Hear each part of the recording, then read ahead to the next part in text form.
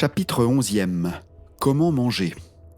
C'est un fait établi que l'homme mastique naturellement sa nourriture. Les quelques suiveurs de mode qui continuent d'affirmer que nous devrions engloutir notre pitance à la manière du chien ou tout autre animal ne peuvent plus désormais être pris au sérieux. Nous savons que nous devons mastiquer notre nourriture. Et s'il est naturel de mastiquer notre nourriture, mieux nous le faisons, plus c'est naturel. Si tu mastiques chaque bouchée jusqu'à la rendre liquide, tu n'as pas à te soucier le moins du monde de ce que tu manges, car il te sera possible d'obtenir tous les nutriments qu'il te faut à partir d'une nourriture ordinaire. L'attitude mentale avec laquelle tu te mets à table fera que la dite mastication sera agaçante, laborieuse, ou au contraire la plus agréable des actions. Si ton esprit est ailleurs, si tu es anxieux, soucieux au sujet de ton travail ou de ta famille, il te sera presque impossible de manger sans engloutir plus ou moins de nourriture. Tu dois apprendre à vivre tellement scientifiquement que tu n'auras aucun souci professionnel ou familial à te faire. Ça t'est possible, et tu peux aussi apprendre à mettre toute ton attention sur l'action de manger une fois à table. Lorsque tu manges, garde l'œil sur l'objectif d'extraire le plus de plaisir possible de ce repas. Expulse tout le reste de ton esprit et ne laisse rien détourner ton attention de la nourriture et de son goût jusqu'à la fin du repas. Sois gaiement confiant, car si tu suis ces instructions, tu sauras que la nourriture que tu manges est exactement ce qu'il te faut et elle te soutiendra vers la perfection. Mets-toi à table avec une gaieté confiante et sers-toi modérément. Prends ce qui te semble le plus désirable. Ne choisis pas une nourriture car tu crois qu'elle te sera bénéfique. Choisis ce que tu trouveras bon. Si ton intention est d'être en forme et de le rester, tu dois abandonner l'idée de faire les choses car tu les penses bonnes pour ta santé, mais de faire les choses car tu veux les faire. Choisis la nourriture que tu désires le plus, rends grâce à Dieu d'avoir appris comment manger pour faire en sorte que la digestion soit parfaite et prends-en une bouchée modérée.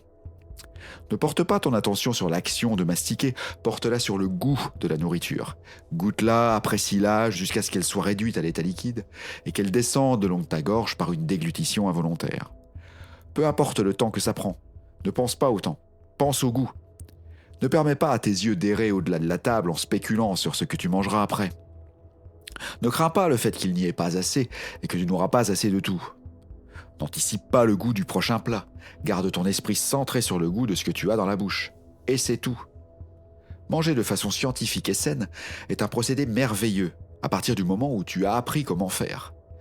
Et après que tu aies surmonté la vieille habitude de te goinfrer sans mastiquer. Il est bien mieux de ne pas trop parler pendant qu'on mange. Sois gai mais pas bavard. Parle après. Dans la plupart des cas, un certain degré de volonté est nécessaire pour former l'habitude de bien manger. Engloutir est antinaturel et résulte sans aucun doute principalement de la peur. Peur qu'on nous vole notre nourriture, peur de ne pas avoir notre part de bonnes choses, peur de perdre un temps précieux. Tout ceci sont les causes de la hâte. Ensuite vient l'anticipation des douceurs espérées pour le dessert et le désir subséquent d'y arriver le plus vite possible. Et il y a aussi la distraction mentale, c'est-à-dire le fait de penser à autre chose en mangeant. Tout ceci doit être surmonté. Lorsque tu surprends ton esprit à vagabonder, fais halte. Pense un moment à la nourriture et à quel point elle est bonne, à la digestion et assimilation parfaite qui suivront le repas, puis recommence à manger. Recommence encore et encore, même si tu dois le faire 20 fois par repas. Encore et encore, même si tu dois le faire à chaque repas pendant des semaines et des mois. Il est absolument certain que tu peux prendre l'habitude du fletcherisme si tu persévères. Et lorsque tu l'auras acquise, tu feras l'expérience d'un salutaire plaisir que tu n'as jamais connu. C'est le point crucial, et je dois insister jusqu'à ce que je l'ai complètement imprimé dans ton esprit. En lui fournissant la bonne matière première, parfaitement préparée, le principe de santé te construira assurément un corps parfaitement sain. Et tu ne peux préparer parfaitement cette matière d'aucune autre façon que celle que je viens de décrire. Si tu te destines à la santé parfaite, tu ne dois manger que de cette façon, et tu le peux, et son accomplissement n'est qu'une question de modeste persévérance. Quel est l'intérêt de parler de contrôle du mental sans être d'abord capable d'arrêter d'engloutir sa nourriture ? Quel est l'intérêt de parler de concentration sans pouvoir rester concentré sur l'acte de manger pendant quelques 15 à 20 petites minutes, surtout avec tous les plaisirs gustatifs pour t'y aider ? Continue et gagne. Dans quelques semaines ou mois, selon le cas, tu constateras que l'habitude de manger scientifiquement sera installée et tu seras dans une condition tellement splendide, aussi bien mentalement que physiquement, que rien ne pourra t'inciter à revenir à tes anciennes mauvaises habitudes. Nous avons vu que si l'homme décide de ne nourrir que des pensées de santé parfaite, ses fonctions internes seront accomplies de manière saine. Et nous avons vu qu'afin de n'entretenir que des pensées de santé, l'homme doit accomplir les fonctions volontaires d'une façon saine. La fonction volontaire la plus importante est celle de manger, et nous ne voyons jusqu'à présent aucune difficulté à manger d'une façon parfaitement saine. Je résume ici les instructions à propos de quand manger, que manger et comment manger, ainsi que leurs raisons. Ne mange jamais avant d'avoir une faim légitime, peu importe combien de temps tu es resté sans nourriture. Ceci est basé sur le fait qu'à chaque fois que le système a besoin de nourriture, s'il y a à pouvoir de la digérer, le subconscient annonce ce besoin par la sensation de faim. Apprends à distinguer la faim authentique et les sensations tourmentées et capricieuses d'un appétit antinaturel. La faim n'est jamais un sentiment désagréable s'accompagnant de faiblesse, de vertige ou d'estomac qui tenaille.